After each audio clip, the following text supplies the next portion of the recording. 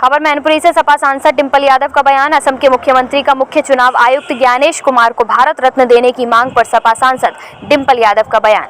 सपा सांसद डिंपल यादव ने मणिपुर को लेकर कहा, मणिपुर में भाजपा शांति भंग करने का काम कर रही है और इसी तरह से शांति भंग करने का काम भारतीय जनता पार्टी पूरे देश में कर रही है, धर्म का सहारा लेकर। बंगाल के चुनाव को लेकर डिंपल यादव ने दावा किया कि टीएमसी ही ऐसी पार्टी है जिसमें सबसे ज्यादा महिला सांसद बनाकर भेजे हैं।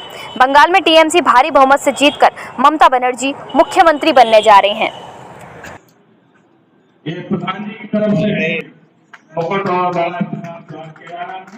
बड़ी माला कॉल दे दो।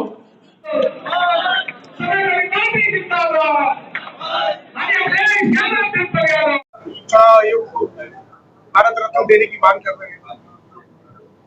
अब क्या कह जा सकते हैं इस बारे में? पूरा कुछ कह रहा है कि चुनाव आयोग है बहुत ही पक्षपात तरीके से पिछले कुछ सालों में काम कर रहा है और जब से हमारे स्पेशली जब से नए चुनाव आयुक्त आए हैं, तो अगर हेमंत बिस्वा जी ऐसे कह रहे हैं तो जरूर उनको कहीं ना कहीं इनके आने से लाभ पहुंचा है, तभी इस बार की बात कर रहे हैं। पश्चिम बंगाल की ममता बनर्जी कह रही है कि दिल्ली की सरकार बनने के बाद दिल्ली संभालेंगे। हम तो चाहते हैं कि क्योंकि वो महिला है तो अच्छी बात है अगर वो इस तरह की बातें कह रही हैं। पहले उन्होंने वेस्ट बंगाल को संभाला पिछले एक दशक से ज्यादा से, और जैसे गठबंधन जो अभी इंडिया ब्लॉक का है, और भले ही इंडिया ब्लॉक में ममता बनर्जी नहीं है लेकिन वो उनकी बहुत ही महत्वपूर्ण भूमिका है, क्योंकि संसद में जब विपक्षी दल सब एक साथ होते हैं तो हम सबका जो स्ट्रेंथ होती है वो अलग से नजर आती है, तो अच्छी बात है। इससे भी ज्यादा इम्पोर्टेंट बात ये है कि आज मणिपुर में क्या हो रहा है। 2023 में जहाँ हालात बिगड़े मणिपुर के, जब भारतीय जनता पार्टी की सरकार थी, जाने कितने हजारों लोग मारे गए, कितने हजारों लोग के घर जला दिए गए, कितने हजारों लोग आज भी अपने घर नहीं पहुंच पाए हैं। और दोबारा जो देखने को मिल रहा है कि आज भी मणिपुर की हालत बहुत ही गंभीर बनी हुई है स्थिति, जहाँ सरकार को, जहाँ पे यह गृह मंत्रालय को और वहाँ पे जो भारतीय जनता पार्टी की सरकार है, जहाँ पे उसको चीजों को व्यवस्थित करना चाहिए था। जो गुट थे वहाँ पे, चाहे वो कुकी हो, चाहे वो मैती हो, चाहे वो नागालैंड वाले हो, तो इन लोगों को जहाँ पे एक तरह से बिठा के बातचीत करवा के हल करवाना चाहिए था बातचीत का, लेकिन कहीं ना कहीं भारतीय जनता पार्टी ने पूरी मणिपुर की जो शांति है उसको भंग करने का काम किया है, और इसी शांति को भंग करने के लिए वो लगातार पूरे देश में भी काम कर रही है, धर्म का सहारा लेकर। हमने देखा कि गाजीपुर की क्या घटना घटी अभी, जहाँ पे कश्यप समाज की लड़की का बलात्कार भी हुआ और साथ में उसे मार भी दिया गया, और जब डेलीगेशन गया तो वहाँ के गांव वालों ने पथराव किया, पुलिस पे पथराव किया, डेलीगेशन पे पथराव किया। आज तक की लोकतांत्रिक इतिहास में इस तरह को कभी देखने को नहीं मिला है कि कोई डेलीगेशन गया हो और जो जनता है, जो वहाँ के लोग है, वर्चस्ववादी जो लोग है, वही पथराव कर रहे हैं, वो भी पुलिस पे पथराव कर रहे हैं, और पुलिस नामजद नहीं करा पा रही है। आश्चर्य की बात तो ये है कि अभी तक नामजद नहीं कराया कि किसने पथराव किया है, बल्कि पूरे कैमरे में रिकॉर्डिंग्स है पुलिस के पास। तो आखिरकार पुलिस क्यों नहीं कार्य कर पा रही है अपना, क्यों पुलिस पिट रही है, योगी सरकार किसका संरक्षण कर रही है, सवाल इस बात का है। आरोप लगा रहा है कि उसके पास धमकियां भी आ रही है, वो अपनी बात नहीं कर पा रही है। हमने देखा कि किससे फेर प्रभार लगातार इस तरह से अपनी बात को रख रहा है कि वह उनको धमकियां मिल रही है, उनका दबाव बनाया जा रहा है।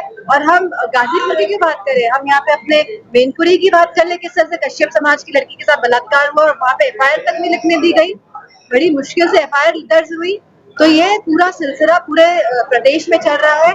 जो पिछड़ा दलित अल्पसंख्यक परिवार है, उनके साथ शोषण की जो घटनाएं हो रही है, उसमें पुलिस ये शासन प्रशासन साथ नहीं दे रहा है, वो उनकी एफआईआर नहीं लॉन्च कर रहा है। पोस्टमार्टम में भी कहीं ना कहीं गड़बड़ियां हो रही है। राहुल गांधी ने आम आदमी पार्टी छोड़कर साथ सांसदों के साथ भाजपा को ज्वाइन किया, कैसे देखते हैं आप राजनीति? जिन लोगों की मैंने कल भी ये बात कही कि जिन लोगों, जिस पार्टी की वजह से आप राज्यसभा तक पहुंचे, सांसद बने, आप जनता के बीच तो गए नहीं, तो लोगों का वोट मांगने की आपकी लोकप्रियता थी, आपको लोगों ने चुन के भेजा, आप पार्टी की वजह से संसद में पहुंचे थे, और कहीं ना कहीं मैं समझती हूँ इससे गद्दारी कहा जाएगा। पश्चिम बंगाल में राहुल गांधी ने कहा है टीएमसी सरकार में महिलाएं सुरक्षित, ये तो लीडर के विचार है, हमें तो पूरी तरह से लगता है कि टीएमसी ही ऐसी पार्टी है जो सबसे ज्यादा महिला सांसद जुटाकर अगर किसी पार्टी ने भेजे हैं तो तृणमूल कांग्रेस की पार्टी ने भेजे हैं। इंडिया गठबंधन के अभिन्न की दोनों पार्टियां हैं, प्रमुख कांग्रेस भी और कांग्रेस भी। सॉरी, इंडिया गठबंधन की जो दोनों पार्टियां अभिन्न है, तृणमूल कांग्रेस भी और कांग्रेस भी। आप किसको चाहते हैं, कांग्रेस की पार्टी या तृणमूल कांग्रेस? क्योंकि ममता बनर्जी बहुत ही प्रखर चेहरा है, वो बहुत ही ग्राउंड में है, बहुत ही मजबूत है धरातल पर, और मैं समझती हूँ पिछले 3 बार वो मुख्यमंत्री रह चुकी है और सबसे ज्यादा सीटें जीतकर कोई पार्टी आने वाली है तो वो तृणमूल कांग्रेस पार्टी आने वाली है और ममता बनर्जी मुख्यमंत्री बनने जा रही है। पश्चिम बंगाल में बदजुबानी खेल चल रहा है, नेता बदजुबानी कर रहे हैं। पश्चिम बंगाल में चुनाव रैली के दौरान विपक्ष ने आयोग से शिकायत की, लेकिन कोई कार्रवाई नहीं हो रही क्या है। कर रहे हैं?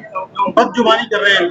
अरे बदजुबानी, धमकियां तो सरेआम यहाँ के नेता देते हैं, भारतीय जनता पार्टी की नहीं देते हैं। संसद के अंदर धमकियां धमकाते नहीं है सांसदों को, क्या बात कर रहे हैं आप? इसके लिए क्या आप विपक्ष को आपको पहल करेगा, या आयोग से कोई राहत मिल रही है? मेरी जानकारी में नहीं है, मुझे ये पता है कि उत्तर प्रदेश में भारतीय जनता पार्टी, मैं देखा किस तरह पतला फूकने गए थे भारतीय जनता पार्टी के नेतागण। कल विधायक ने पुतला फूका राहुल गांधी और अखिलेश यादव जी का। नहीं, अभी नया ट्रेंड चल रहा है ये, तो जिनको जनता से मतलब नहीं है, अब उनको कोई काम नहीं है, जनता के काम तो करा नहीं पाएंगे ये लोग, अब क्या करेंगे, पुतला ही फूकेंगे। यूपी गवर्नमेंट के मंत्री ने कल कहा कि पंचायत चुनाव टल सकते हैं, जैसे देख रहे हैं आप पंचायत चुनाव टाले जा रहे हैं। सरकार उनकी, आप उन मंत्री पे जाके पकड़िए, आखिरकार ढूंढी होंगे। हमारे यहाँ तो लोग तैयार हैं चुनाव लड़ने के लिए, आखिरकार किस डर की वजह से चुनाव नहीं करा रहे हैं ये मंत्री लोग, सरकार वाले क्यों नहीं चुनाव करा रहे हैं? समाजवादी पार्टी पूरी तरह चुनाव के तैयार है। बागावती उन्होंने कहा कि अगर मैं उपयोगी नहीं हूँ तो 2027 और इसमें दिखा देंगे। चुनाव आने दीजिए, तब तक अब देखा जाएगा।